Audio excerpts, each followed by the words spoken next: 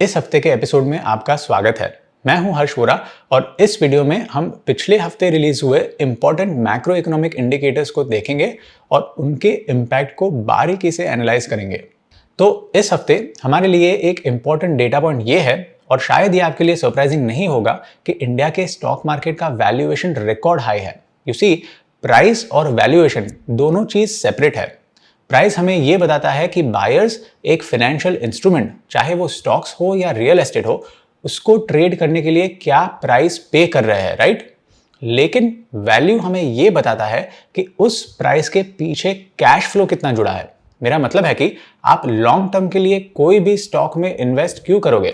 अगर आपको लगता है कि वो बिजनेस या कंपनी आगे जाकर अच्छा परफॉर्म करेगी और उसके बिजनेस ऑपरेशन से स्ट्रॉन्ग कैश फ्लोज जनरेट होंगे और उन कैश फ्लोज में आपको भी कुछ स्टेक चाहिए, तब आप उस कंपनी में इन्वेस्ट करोगे, इजंट इट? तो उन फ्यूचर कैश फ्लोज के लिए आप कितना प्राइस पे करोगे, उसको बोलते हैं वैल्यू। यानी कि कोई भी बिजनेस या प्रॉपर्टी का वैल्यू उसके एक्सपेक्टेड फ्यूचर कैश फ्लो से आता है। अगर एक्सपेक्टेड फ्यूचर कैश फ्लो ज्यादा तो उसकी वैल्यू भी ज्यादा। अगर आपको लगता है कि एक्सपेक्टेड फ्यूचर कैश फ्लोज कम होंगे तो आप उसके लिए प्राइस भी कम ही पे करोगे, इजंट इट? अब कोई भी बिजनेस के एक्सपेक्टेड फ्यूचर कैश फ्लोज को फोरकास्ट करना और फिर कंपनी की वैल्यू निकालना थोड़ा लंबा प्रोसेस है, लेकिन इसका एक ऑल्टरनेटिव, जिसको आप शॉर्टकट भी बोल सकते हो, वो है रिलेटिव वैल्यूएशन।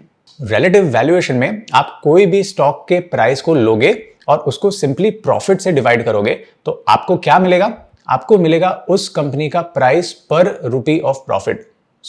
मानो कोई कंपनी का मार्केट कैप 5,000 करोड़ है और उसका एनुअल प्रॉफिट है 75 करोड़, तो 5,000 करोड़ को 75 करोड़ से डिवाइड करो तो मिलेगा 66। यानी कि इन्वेस्टर्स को कंपनी के हर एक रुपए के प्रॉफिट के लिए 66 रुपए पे करने पड़ेंगे। तो ये क्लियरली एक्सपेंसिव लग रहा है, इजंट इट? अगर कोई कंपनी ग्रो ही नहीं करेगी, यानी कि अगर हर साल कंपनी के प्रॉफिट सिर्फ 75 करोड़ रहे, तो आपको अपने इन्वेस्टमेंट को रिकवर करने के लिए 66 साल लग सकते हैं। तो ये तो हो गई कंपनी के वैल्यूएशन की बात। अब अगर हम इंडिया के पूरे इक्विटी मार्केट की बात करें तो इसको भी हम रिलेटिव वैल्यूएशन टेक्निक के द्वारा असेस कर सकते हैं। वो कैसे? अगर आप बीएसई के सारे लिस्टेड फर्म्स की मार्केट कैप को देखें तो वो as of last week 465 crore हो गई है। अब इसके सामने आप इंडिया के जीडीपी को देखो तो वो कितना होगा? वो होगा approximately 310 lakh crore.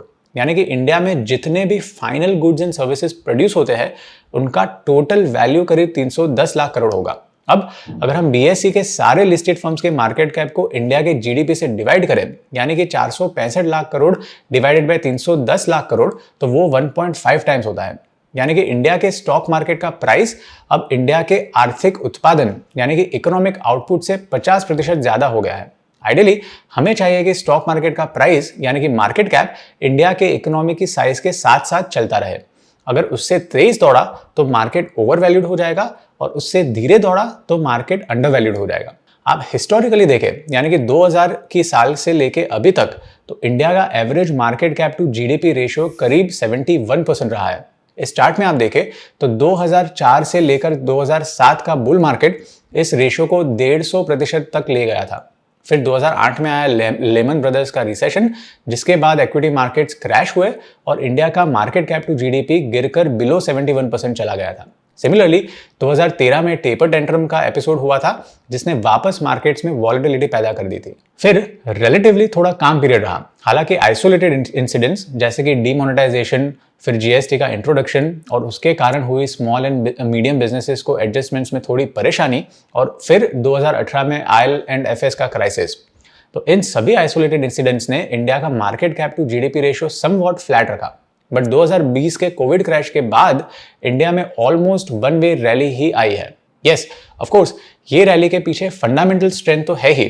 For example, India में पॉलिसी स्टेबिलिटी रही है, फिस्कल डेफिसिट कंट्रोल में है, करंट अकाउंट डेफिसिट नैरो है, इन्फ्लेशन मोर और लेस स्टेबल है, आरबीआई के पास एम्पल फॉरेक्स रिजर्व है एंड प्लस इकोनॉमिक ग्रोथ भी है। तो यस, स्टॉक मार्केट रैली के पीछे फंडामेंटल्स का सपोर्ट तो है ही, लेकिन उसके बावजूद market cap to GDP ratio अब वापस 2007 के हाई के बाद फर्स्ट टाइम 150% टच करना अपने आप में एक वैल्यूएशन रिस्क है। अब नॉर्मली डेवलपिंग ग्रोइंग कंट्रीज का market cap to GDP ratio 100% से ऊपर लंबे समय तक रहता तो है, क्योंकि इन्वेस्टर्स को फ्यूचर ग्रोथ स्ट्रांग दिखती है, लेकिन 150% तो 15 सालों में पहली बार है, तो इस रिस्क को ध्यान में रखें। अब FPI यानी कि फॉरेन पोर्टफोलियो इन्वेस्टर्स के फ्लोज की बात करें तो लास्ट 9 मंथ्स में FPIs ने डेट इंस्ट्रूमेंट्स में काफी स्ट्रांग इन्वेस्टमेंट किए हैं। फॉर एग्जांपल अप्रैल को छोड़ के लास्ट 9 मंथ्स में FPIs ने डेट में टोटल मिला के $17 बिलियन का इन्वेस्टमेंट किया है। इसका मतलब है कि ऑन एवरेज एवरी मंथ उन्होंने नियरली $2 बिलियन का इन्वेस्टमेंट किया है। और अब FPIs टोटल मिला के इंडिया में 65 billion worth of debt own करते हैं। ऑफ कोर्स उनके इक्विटी होल्डिंग्स के कंपैरिजन में तो ये कुछ भी नहीं है। टोटल मिला के FPIs इंडिया में $900 बिलियन के स्टॉक्स ओन करते हैं, जो कि उनके डेट होल्डिंग से ऑलमोस्ट 14 टाइम्स ज्यादा है। इसका रीजन क्या है? एक रीजन तो है कि इंडिया में FPIs के डेट इन्वेस्टमेंट्स पे RBI ने कुछ लिमिट्स लगाई है। फॉर एग्जाम्पल गवर्नमेंट बॉन्ड्स या सिक्योरिटीज की बात करें तो FPIs जो टोटल आउटस्टैंडिंग गवर्नमेंट बॉन्ड्स है उसके सिर्फ 6% तक ही इन्वेस्टमेंट कर सकती है।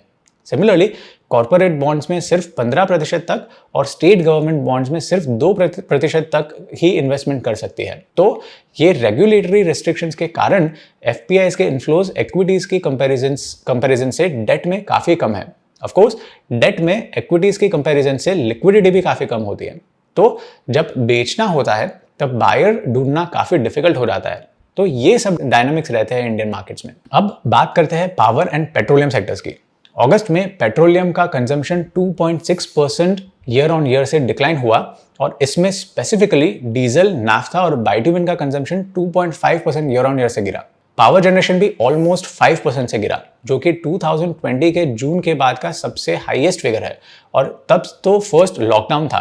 अगस्त में पेट्रोलियम कंजम्पशन के गिरने का एक मुख्य कारण है सीजनलिटी। फॉर एग्जाम्पल इस बार मॉनसून काफी स्ट्रांग रही है। लास्ट ईयर रिमेंबर अगस्त में one of the lowest rainfall हुआ है compared to the previous 15 years.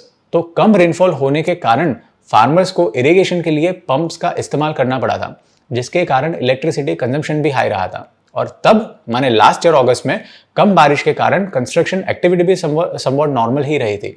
Comparatively इस अगस्त में बहुत ज्यादा बारिश हुई है, almost third highest in the last 15 years. Gujarat के कुछ शहरों में तो स्ट्रॉन्ग फ्लड्स भी रहे हैं, जिसके कारण काफी नुकसान हुआ था।